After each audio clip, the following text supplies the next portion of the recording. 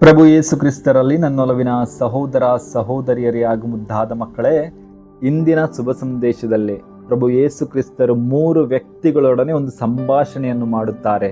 ಹಾಗೂ ಈ ಒಂದು ಸಂಭಾಷಣೆಯ ಮೂಲಕ ಪ್ರಭು ಯೇಸು ಕ್ರಿಸ್ತರ ಆ ಒಂದು ಶಿಷ್ಯತ್ವದ ಗಂಭೀರತೆಯನ್ನು ನಮಗೆ ತೆರೆದಿಡುತ್ತಿದ್ದಾರೆ.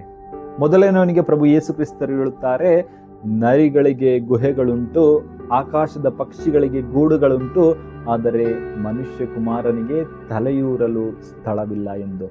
ಪ್ರಿಯರೇ, ಈ ಶಿಷ್ಯತ್ವ ಎಂದರೆ ಆರಾಮದ ಒಂದು ಜೀವನವಲ್ಲ.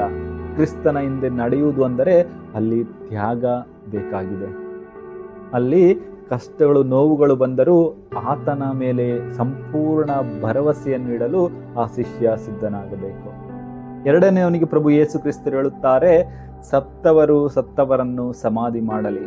ಇದರ ಅರ್ಥ ದೇವರ ರಾಜ್ಯವೇ ನಮ್ಮ ಬದುಕಿನ ಆ ಒಂದು ತುರ್ತು ಆದ್ಯತೆ. ನಾವು ತಡ ಮಾಡಿದರೆ ಅವಕಾಶಗಳು ಕಳೆದು ಹೋಗುತ್ತವೆ. ದೇವರ ಕರೆಯು ಹಿಂದೆ ಇದೀಗ ಸ್ಪಂದನೆಯನ್ನು ಬಯಸುತ್ತದೆ.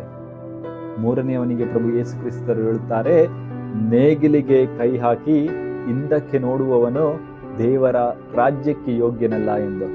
ಕ್ರಿಸ್ತನ ಹಿಂಬಾಲನೆ ಒಂದು ನಿರ್ಧಾರ ಮಾತ್ರವಲ್ಲ, ಅದೊಂದು ನಿರಂತರ ಬದ್ಧತೆ.